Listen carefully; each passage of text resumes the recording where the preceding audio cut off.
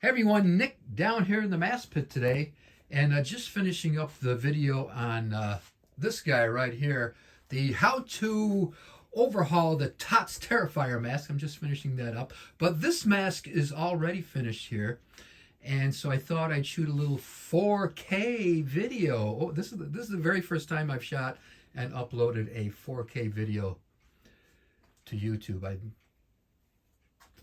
Actually, I forgot all that the setting was on my iPhone 13. So I said, oh, let's try it on this mask so that we can catch every little crack and crevice that's going on here. I tried to do it outside, but I was getting having trouble focusing outside. I wanted to focus on the trees in the background, so I thought I'd take it down here in the mask pit, and put it behind a white background. This really shows the true color and the yellowing of the paint. Outside, it kind of made it look more white than it actually was. Yeah, so I thought I'd, before I upload my Terrifier overhaul video, because I still have to shoot the ending of it and edit it, so it'll probably be up next week. So throwing this one in here, and just a little FYI about the Deluxe Dead Relic. Now, why is it Deluxe other than the typical Dead Relic? Well, I'm going to tell you right now. It's because of... if you saw the video of the mask that can't be unseen, I noticed that there was a lot of textured areas on the mask that were kind of rough and gritty and lumpy. And this was because the person that tried to do the overhaul himself, he really applied too much paint to it. And I guess he tried to take it off, and when he tried to take it off, it just got lumpy and gritty and this and that.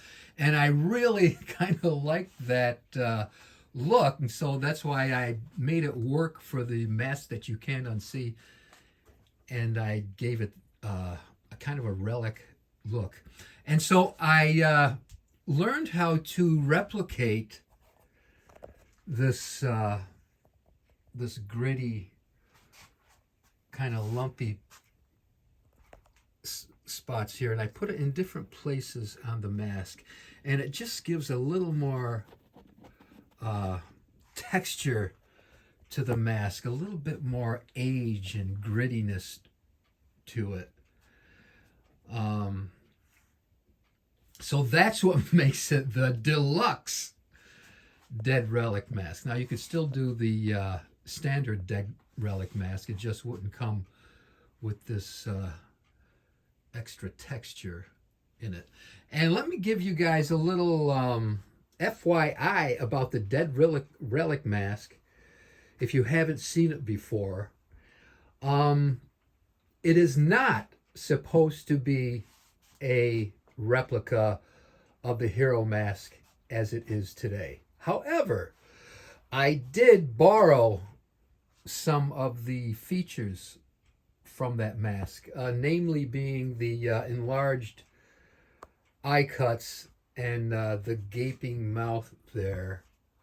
But everything else is kind of my own spin on the Michael Myers mask, if it had actually been worn for 40 years by Michael Myers. The modern day hero mask, when Dick Warlock had it, he had it for the longest time, longer than anyone. And when Dick Warlock had it, he really took care of that mask the best that he could. He kept it in a tin can. And when he first started doing autograph sessions at conventions, he did bring the mask out a couple times and but realized, it was just too much. People wanted to, not only did they want him to wear it, they wanted to wear it, and everybody wanted to hold it and touch it. And so he thought it would be best not to bring that to any more shows. But boy, the lucky people that got to see that in person, I mean, I can't even imagine. But yeah, he took it home and he took very good care of it. And now I'm going to make a comment here that's going to raise a lot of eyebrows because I've never heard anybody else mention this about the original hero mask. And take it for what it's worth. This is Dick Warlock told me this himself on more than one occasion. When he had the mask, he noticed that it was aging, and it was getting worse for as the days went by. And he asked Stan Winston himself if there was anything that could be done to stop the aging process on the mask. And Dick told me, he said, Nick, Stan Winston told me, he looked at the mask and he said, there's nothing that can be done to stop the aging process because this mask is not made out of latex. It is made out of foam latex. And it will just basically keep deteriorating. And the only thing that you can basically do is have it foam filled. Dick didn't want to do that. And so he left the mask intact as it was. But yeah, Stan Winston, the expert special effects artist, one of the greats of all time, determined that this mask, his hero mask, was made of foam latex. So take that for what it's worth. I've never heard anybody mention that before. Everybody can start the debates, but that's what the man said. So anyway, let's get back to the Dead Relic here. Yeah, this is my spin on it, and as if Michael Myers wore the mask and he didn't, and it wasn't cared for. Michael was wearing it and putting it on and off, and it just basically rotted away with the neck falling off. I didn't want to make the neck completely gone like it is in the hero mask today, but I did make it so that it's dangling there, like it fell, like it cracked, and then it just through wear and tear it fell off. Now that is on pretty securely. I have had a few requests from people that don't want it falling off because they think it's going to fall off. No, that will never fall off. Believe me, that is as strong as the mask itself. It's the mask is a little bit on the thicker side, so it will never fall off. So don't be scared that it's going to fall off. And I love the cracking paint technique in there, and the chip paint really adds to it. And that actually happened by mistake when I started doing the chip paint. I was experimenting with things, and I was putting some kind of wash on it, and I started to rub the wash off, and it started to rub the paint off. And I was like, oh no. But then I'm like, yeah, I kind of like that. And so I left that on there, the chip paint look. And I've done this mask and the mask that you can't unsee.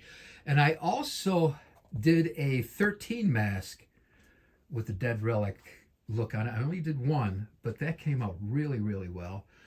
And I am going to do a TOTS 78 mask. I'm going to give it this look here. It'll be the the TOTS 78 mask you can't unsee. Yeah, that's going to happen pretty soon. I've got the mask here. I just got to find time to do it. So, okay, so this is just a little quick 4K video here for YouTube. today, and I'm going to finish up this Terrifier mask here and shoot the ending of that. We'll do a little 4K on the art mask. And it's going to be I'm going to show you how to put in acrylic eyes, because when I was first trying to do masks with acrylic eyes, I could not find a video that showed how it was done. And so I kind of just had to feel my way and,